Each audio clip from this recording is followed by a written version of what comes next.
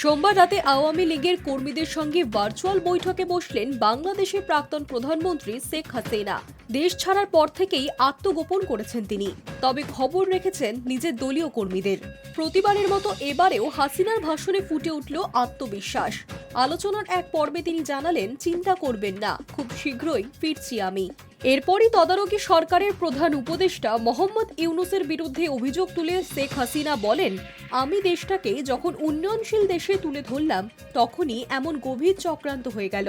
বাংলাদেশকে জঙ্গিদের দেশে পরিণত করা হলো, আর দিন শেষে এমন ব্যক্তি ক্ষমতা দখল করলো যার মানুষের প্রতি কোনো দয়া মায়া নেই আর ছিলও না। এরপরই ইউনূসের গ্রামীণ ব্যাংকের দিকে নিশানা করে প্রাক্তন প্রধানমন্ত্রীর আরও অভিযোগ, মানুষকে ক্ষুদ্র ঋণ দিয়ে মোটা অঙ্কের সুদ নিত, সেই টাকায় উনি বিদেশে পাঠিয়ে বিলাসবহুল জীবনযাপন করতেন।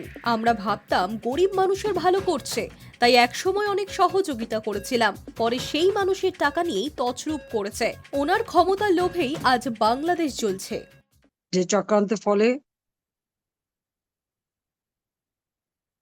অস্ত্রশস্ত্র নিয়ে আক্রমণ করা হলো আমাদের আওয়ামী লীগের নেতাকর্মী, পুলিশ বাহিনী, আনসার, মুক্তিযোদ্ধা, এমনকি সাংবাদিক, সাংস্কৃতিক কর্মী, একটা বিভৎস পরিস্থিতির সৃষ্টি করলো। আর এইভাবেই ক্ষমতা দখল করলো এমন এক ব্যক্তি যার কোনোদিনই জনগণের প্রতি কোনো দয়া মায়া ভালোবাসা কোনো কিছুই ছিল না। ক্ষুদ্র ঋণ দিয়ে মোটা অঙ্কের সুদ দিয়ে টাকা নিয়ে সেই টাকা দিয়ে বিলাসিতা এবং বিদেশে পাচার এবং কাজ করে, এটাই ছিল তার কাজ। তার এই ভূমিকাটা আমরা তখন বুঝতে পারিনি। আমরা মনে করতাম দরিদ্রকে সাহায্য করে না জানি কত বড় মহৎ কাজ। সেজন্য অনেক সহযোগিতা তাকে আমি করেছি। বাংলাদেশ সেই গ্রামীণ ব্যাংক, যেটা এটা সরকারি ব্যাংক, এই ব্যাংকের টাকা যে সরিয়ে রেখেছিল তা জানতাম না।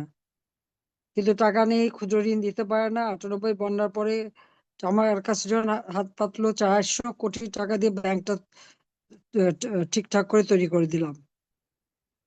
ওই ব্যাংক পরিচালনার জন্য একটা টেলিফোন ব্যবসা, গ্রামীণ ফোনের ব্যবসা, সেই ব্যবসাটাও তাকে দেওয়া হলো। কিন্তু এ দিয়ে আমার জনগণের কোনো উপকার হয়নি, বরং তার উপকার হয়েছে। কারণ এই দুটো প্রতিষ্ঠানের সমস্ত টাকা মানি লন্ডারিং করে বিদেশে নিয়ে যেয়ে সে যেখানে সেখানে অর্থ সম্পদ বিনিয়োগ করে বেরিয়েছে, নিজের ভাগ্যটা গড়ে তুলেছে। এরপর তার ক্ষমতার লোভ দেখা দিল, আর তার এই ক্ষমতার লোভের আগুনে আজকে বাংলাদেশ জ্বলছে। উল্লেখ্য, এই 1 ঘন্টা 11 মিনিটের ভাষণ পর্বে নিজের বক্তব্যগুলি রাখার পাশাপাশি শহীদ দলীয় কর্মীদের পরিবার পরিজনদের আকুতিও শোনেন হাসিনা। আলোচনার এক পর্যায়ে তাদের উদ্দেশ্যে প্রাক্তন প্রধানমন্ত্রী বলেন, আল্লাহ হয়তো আমায় কোনো মহৎ কাজ করার জন্যই এখনো বাঁচিয়ে রেখেছেন। আপনারা চিন্তা করবেন না, খুব শীঘ্রই আমি আসছি। পাশাপাশি এই ভার্চুয়াল সভায় আন্দোলন চলাকালীন বাংলাদেশ পুলিশের চালানো রাবার গুলিতে নিহত পড়ুয়া আবু সাইদের কথাও তুলে ধরেন হাসিনা। তার অভিযোগ, ওরা আসলে ওই পড়ুয়ার লাশটাই চেয়েছিল। শুনেছিলাম মাথায় আঘাত লেগেছিল, কিন্তু ওকে যখন হাসপাতালে নিয়ে যাওয়া হয় প্রাথমিক চিকিৎসাটুকু দিতে দেয়নি, তার আগেই বিশৃঙ্খলা পরিস্থিতি তৈরি করে। Hi News network.